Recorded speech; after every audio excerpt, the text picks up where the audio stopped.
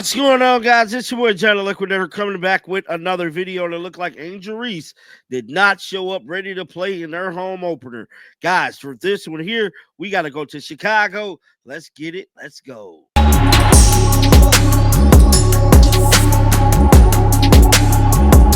What a matchup the New York Liberty had against Angel Reese and the Chicago Sky, bro.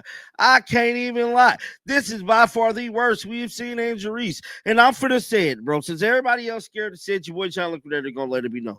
Angel Reese is the most overrated player in the W. Yes, I said it. She's overrated. Oh my God. She's so overrated, it's bad, bro. I mean, this is horrendous.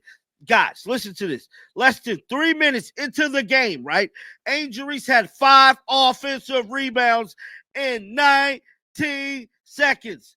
Yes, she had 5 offensive rebounds in a 19-second span. And guess what? They was all from her missing. Yes, they was all from her missing. Now, guys, not only that, right? Because I'm going to show the video here shortly. Angel Reese wound it up with all 8 of her shot attempts on the evening, only scoring just 2 points and grabbing 12 rebounds, right? This is the most overrated player in WNBA history. I am sorry, bro. I am sorry. Angel Reese is not like that, bro. I mean, she's so damn overrated. This is bad. Her team look bad. They look bad. It's just, I don't see them winning the game. But, guys, check out this footage, and then we're going to get to Tyler Marsh speaking about the game. Hit it up.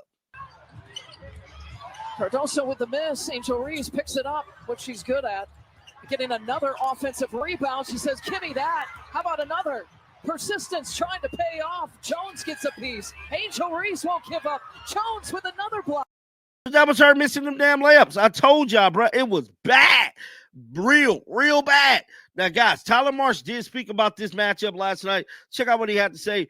Roll the footage.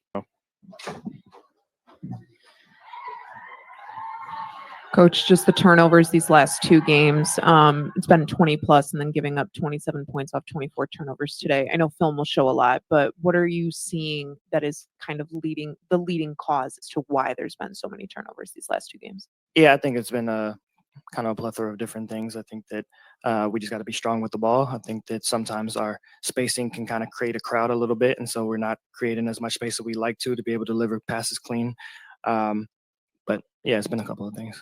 And then the assist ratio that we've just seen, you started out, in training camp, there was assisting on almost 60-70% of the field goal attempts. It's kind of been low, especially today. How can you get that ball moving around and create those opportunities so that assist number gets up and you're able to get some spacing and ball movement? Yeah, I think our offense is built around pace and spacing. And so, when the ball is moving, when our bodies are moving, when we're cutting, when we're able to create space and driving lanes, that's what opens up those driving kick threes. And I think that at times, we generate those, and it's just a matter of knocking them down here and there. And then other times that we get a little stagnant and, again, playing crowds a little bit too much at times. So we'll get back to work. We'll correct those things. We shot the ball decent from 3 tonight, but our efficiency in the paint wasn't that great. And again, it's you have nights like that scoring the ball, and unfortunately, we've had back-to-back nights with that. But we just got to stay to it. And we had 16 assists on 25 made field goals, and so we're getting some good looks. We just need more of them. We'll go Jason front row on your right, and then Andy. Tyler, to your right, when you talk about the inefficiency in the paint, Angel kept getting the ball down there off rebounds or passes, and it just seemed like it would get stripped or blocked. What did you see that was preventing her from getting in the flow of the offense today? I think it was just some of them were just rushed. I mean, that was really it. I think it was just rushed. But I mean, Angel knows that we have confidence in her, just like Camilla, and any of our guards that penetrate into the paint and get looks at the rim. Like, we have constant belief and confidence in all of our players to be able to make those, and now it's just a matter of doing it. But yeah, it's not going to be often that we have a ton of nights like this. And the foul call that preceded the technical foul, it looked like you were arguing with that as well. Did you see it differently, or did you think it was more based on the reaction from New York's bench? I think I just fight for my players and just leave it at that. We'll go to Andy back row on your left. Hey, Coach. You mentioned before the game, looking back at the Fever game, that you guys had a lot of good looks. They just weren't necessarily falling. Would you kind of categorize what happened today as a similar thing that you like the looks that your team got? At times, but I think again the turnovers are still a thing that kind of is a thorn in our side, and it's the second straight game that we've had more possessions than our opponent, but we come out on the on the bottom end, and so the possessions, the amount of possessions is good, but at the same time, we got to be able to convert, and so we'll take a look and see how we can be more efficient from that standpoint, but we got to take care of the ball first. We'll go Kaylin, second row on your left, or on your right, and then Naomi on your right. Coach, when you guys came out when you came out in the third quarter, you went on that 8-1 run, and they were playing like the team in the system that you want them to play. What were those adjustments you made at halftime in that period, and how does your team sort of come out the gate with that energy in the future? Yeah, I think it was just the messaging at halftime was just kind of taking it to them, like playing with force and getting downhill and kind of dictating our pace and our will as opposed to the reverse. And I think that more often than not in this game, New York imposed their will on us a little bit and took us out of rhythm. But early in that third quarter and for much of that first quarter, I thought we did a pretty good job of doing what we wanted to do. That's a good team, and against a good team, you can't afford to have self-inflicted wounds throughout a game, and especially when they shoot 56% from three, it's going to be a long night. Coach, the bench was the bright spot for tonight for you guys, 41 points. So how do you kind of make up, the performance that they put on and being able to lock in during times of adversity and, contribute to this game regardless of the score? Yeah, I think that, every minute is valuable. And so, Courtney kind of spoke to it about leaving the starters in late and trying to, develop more of a rhythm with them as well. But just specifically speaking to the bench, it's those are valuable minutes to see their cohesiveness as well and to continue to develop trust within each other and trust within our staff. And so, I thought they played well for a good portion of their minutes. And now it's just about how we're able to kind of mix them in with our first group and just seeing, what rotations work as we move forward. You brought Haley Van Lith in the game much earlier than the first game against the Fever. What led to that decision today? Yeah, I think just giving us another ball handling threat and getting Rachel off the ball a little bit more so she can, be more efficient at doing what she does, and that's shoot the ball. And so having someone else that can handle and get downhill and kind of create for others. And I thought she did a really good job of leading her unit while she was in there and got some minutes with a couple of the starters as well. And so I was really pleased from Haley's effort tonight. Last few, we'll go second row on your left. Hi, Coach. You mentioned before the game that two qualities of a championship winning team are toughness and minimizing mistakes. What do you think today tells you about how close or how far away you are from being where you want to be as a team?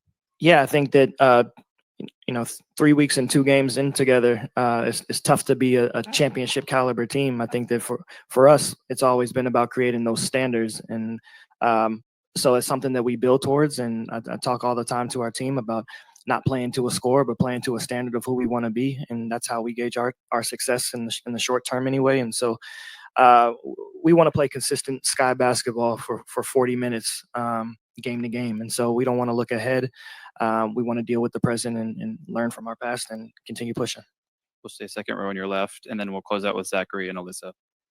Yeah, Rachel obviously taking a lot of threes, took 7 this game, 6 last game. How important is she to this kind of offensive scheme that you're trying to put together, and what adjustments need to be made to get the ball into her hands and get open looks for her earlier in the game?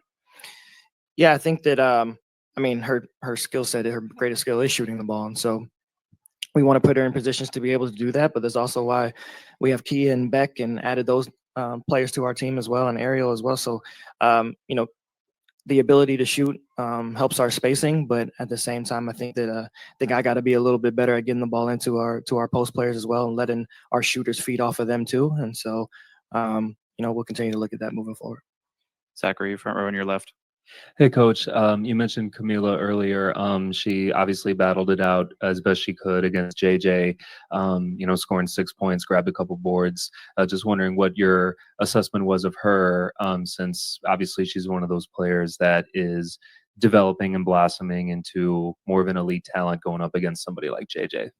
Yeah, I thought that she had solid minutes at times. I think that we talk a lot about the assertiveness there, and for me, I got to be more intentional about getting her looks down there, easier looks down there, and then on Camilla's from Camilla's perspective, I think that she's got to continue to impose her will on the defense as well, because she's a load down there, and she can be extremely effective and cause a lot of attention to create other opportunities for our shooters and for other players on the floor with her. And so we'll continue to try to exploit that. Hey, Coach, how do you think you can get Ariel more involved into the offense? Ariel? Yeah, I think that Ariel is versatile. She's someone that can play off the dribble and off the catch. And so I think that she's someone that we got to continue to find ways to space the floor to allow her to operate in space and not tight spaces. And so, again, we'll continue to look at areas. Down in the comment section, let me know y'all thoughts about this. Keep them bells on, because you know what? I'm going to bring the news, and I'm going to keep it real, bro, because we had to talk about this one, bro. I've been trying to give Angel Reese a little slack, but, man, she ain't even worth making content on at this point. She's that bad, bro. She's that bad. Like always, man, shake the headers off. I'm out of here. Peace out. Shake